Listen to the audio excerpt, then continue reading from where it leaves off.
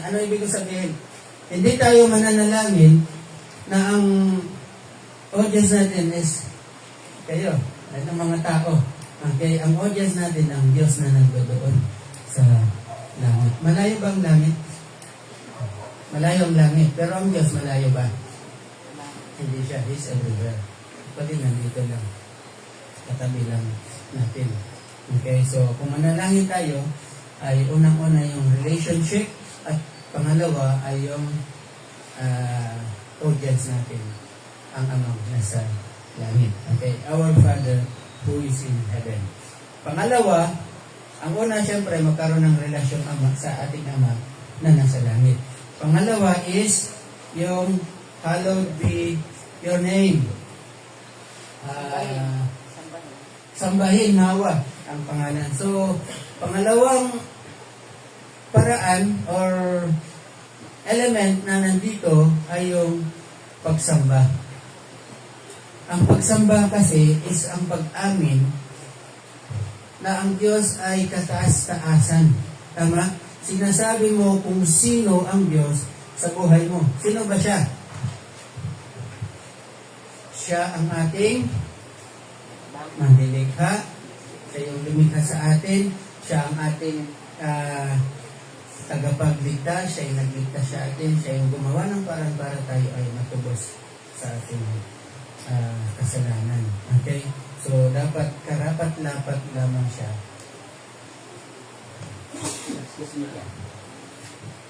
Karapat-dapat lamang siya na sambahin, papurihan. Okay? At pag ikaw ay sasamba at magpupuri sa Diyos, hindi naman yung kapagmalaki ka, di ba? Hindi. May pagpapakumbaba. So, ibig sabihin, itong hallowed be thy name is a sign na ikaw ay nagpapasakop sa Panginoon. Sinasamba mo siya, mas mataas siya kaysa sa atin. Pangatlo, hallowed be your name, your kingdom come. Ano ibig sabihin ng your kingdom come? Dalawa, yung nakikita ko dito, yung maghari ka, dumating nawa yung kaharian mo. Dalawa yung nakikita ko dito. Una, yung maghari siya. Hindi lang sa atin, kundi sa lahat ng tao. So, may pagka-intercessory ito. Yung ipinapanalangin mo yung ibang tao na, Lord, maghari ka sa buhay ni na sana makakilala siya. Yun yung una. Kasi when you say kingdom, is kung saan nagre-reign, kung saan namumuno, kung saan nangunguna, or kung saan naghahari ang Diyos. Pangalawa is, ito ay bahagi ng ating panalangin nawa na dumating na ang Panginoon. So sa tingin nyo, madaling manalangin, Lord, thy kingdom come. Dumating ka na sana. Madali kaya? Siguro nga ngayon medyo madali. Bakit?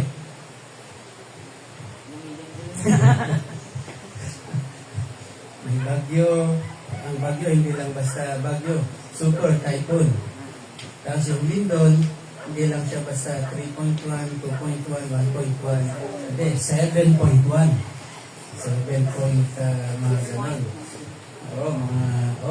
Yung sa bagyo nun, 7.1. Lindon. Okay? Hindi lang magnitude, kundi intensity. Matataas yung kanyang intensity.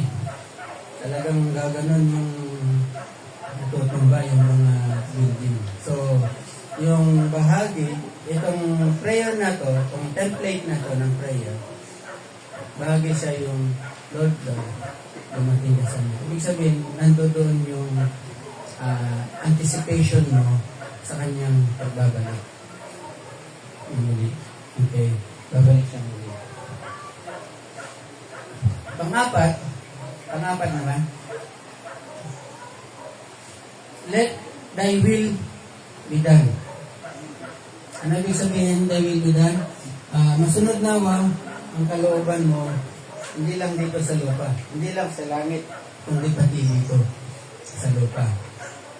Ang pananalangin is Pag sinabi mong kalooban ng Diyos ang masusunod, kasi may sarili tayong kalooban eh. May sarili tayong gusto. Ako, yung gusto ko, kulay pula na sports car. Yung pag binuksan mo, may payong kang mahuhugot dun sa picturean niya. Di ba? Oo. Kaso lang gusto ko yun eh. Yun yung will ko. Pero ang tanong, yun ba ay will ng Diyos? Mananalangin tayo ng so many things. Mananalangin ka, Lord, ganito, Lord, ganyan. Even sa masama ba yung ipanalangin mo ang may karamdaman? May sakit? Hindi. Mas maganda nga, pinapanalangin natin sila. Tama ko ba? Pero sabihin mo, Lord, ang kalooban mo ang masama. Bakit? Kung kalooban ng Panginoon siya ay gumaling, praise the Lord. Kung kalooban siya ng Panginoon na siya ay kunin na niya, ibig sabihin, nasa mas magandang kalalagayan siya. Tama po ba? Kasi, kung nung siya ay pinapanalangin mo, ay binabahagi na mo rin ng salita ng Panginoon, ng Ebanghelyo. Yun.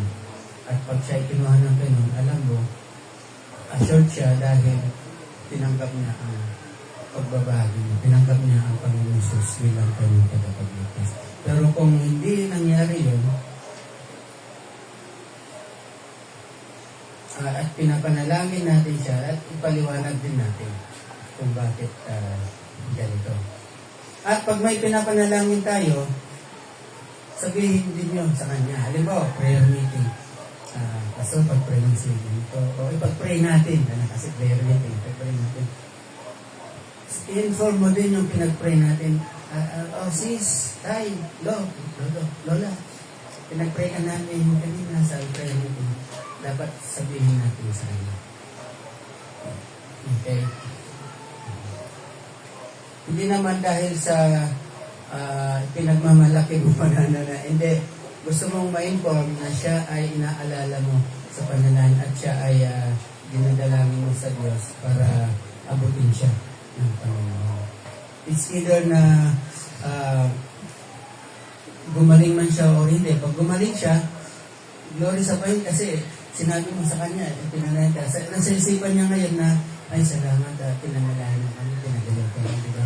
Eh kung hindi siya gumaling, alam niya na mayroong Panginoon na anuman yung kalooban ng Panginoon para sa kanya,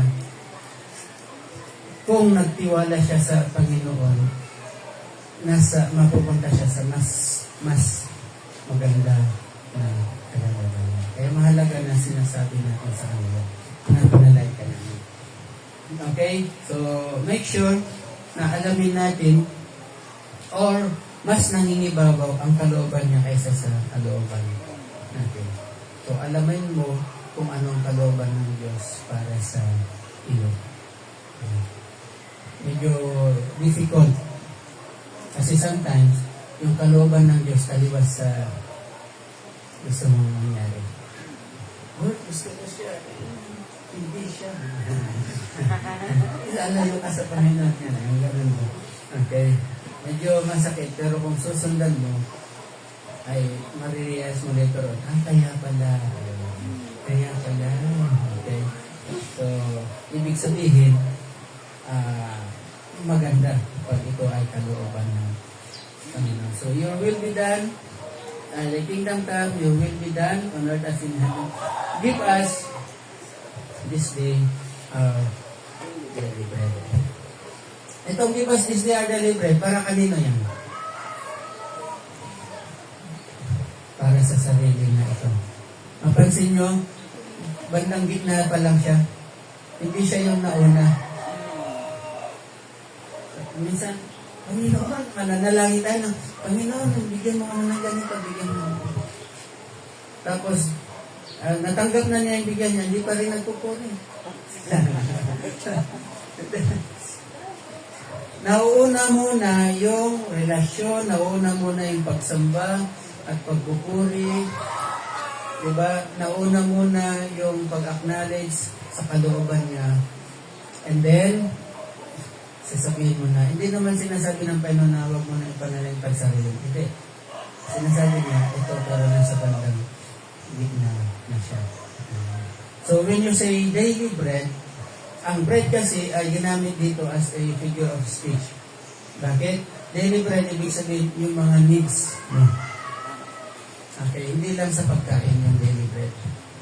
Okay, yung mga needs mo sa bawat araw. Okay, take note, needs at hindi yung mga wants. Okay. Kayo ang nakakalam. So, bawat isa sa inyo ay may kanya-kanyang needs. Iba't iba yung needs natin. Pero for sure, lahat tayo ay nangangailangan ng pagkain, ng inumin, ng damit. Ayan, di ba? Yung mga basic mga basic needs. So, manalangin tayo kung ano yung need natin.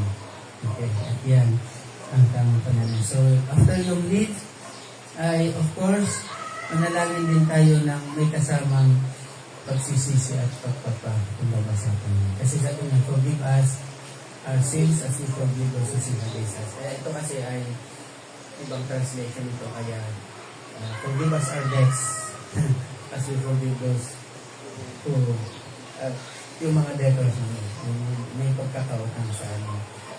Pwede naman, di ba? So, paghingi ng tawad at yung pagpapatawad din sa mga nakasakit sa iyo o sa mga nakagawa sa iyo ng hindi maganda. At pang-anim, okay, yung pang-5 ay pagpapakumbaba at pagsisisi sa mga nagawang pagkakasala, pagpapatawad sa iba. And then yung pang-anim ay yung deliverance or mas maganda siya as protection. Bakit? Iligtas mo kami. Sabi niya, huwag mo kaming hayaang matukso. So, deliver mo kami, deliver us from evil. At iligtas mo kami sa masama. Iligtas meaning, kumbaga, humihiling ka ng protection sa kanila. Pero huwag naman natin abusuhin itong bagay na to. Ano ibig sabihin? Lord, ano yan? Proteksyonan mo kami sa aming pagbiyahe. Tapos pagka mo ko, singit ng singit.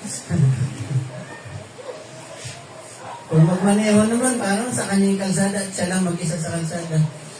Diba? Kasero pala. Kala mo nangangarera doon sa saklak, yung ano ba yan? Yung racetrack doon. So, manalangin tayo, pero mag-ingat din tayo. Yung mga bagay na kaya nating gawin, gawin natin. Yung mga bagay na hindi natin na-expect, hindi natin nakikita, yun ang ingatan ka ng Panginoon doon. Especially with regards to sabi natin sa masama, yung evil, mga masasamang balakid, mga desire na saktan ka or hadlangan ka sa iyong, especially nag-ognan sa iyong paglilingkod mo. So, pag nanalangin tayo, ito yung mga elements na ito. Huwag mong i-memorize yung Our Father who art in heaven. Kasi bata pa kami, memorize na namin yun. Hindi ko pa alam na galing sa Bible pala yun. Okay? So, yung 6 na points na yun, yun yung magiging laman ng ating prayer. Amen ba? Kaya po ba? Kaya po ninyo. Kaya. Kahit na, huwag mo sabihin bata pa po, kaya mo yan. Manalangin ka lang, kausapin mo sa Panginoon kung ano yung nasa puso mo, yung nakikipag-usap ka sa Kanya. Huwag yung ulit-ulit na salita. Sige tayo tumayo na